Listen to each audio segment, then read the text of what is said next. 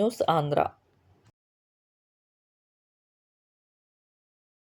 TDP జాతీయ ప్రధాన కార్యదర్శి, రాష్ట్ర మంత్రివర్యులు శ్రీ నారా లోకేష్ గారికి ఘన స్వాగతం పలికిన దెందులూరు ఎమ్మెల్యే చింతమనేని ప్రభాకర్ గారు. కూటమి ప్రభుత్వం అధికారంలోకి వచ్చిన తర్వాత తొలిసారిగా దెందులూరు నియోజకవర్గంలో పర్యటించిన రాష్ట్ర విద్య మరియు ఐటీ శాఖ మంత్రి, తెలుగుదేశం పార్టీ జాతీయ ప్రధాన కార్యదర్శి శ్రీ నారా లోకేష్ గారికి పెద్దపాడు మండలం అప్పన్నవీడులోని హనుమాన్ జంక్షన్లో శ్రీ అభనాంజనేయ స్వామి వారి ఆలయం వద్ద నియోజకవర్గ కూటమి నాయకులతో కలిసి దెందులూరు ఎమ్మెల్యే శ్రీ చింతమనేని ప్రభాకర్ గారు ఘనస్వాగతం పలికారు.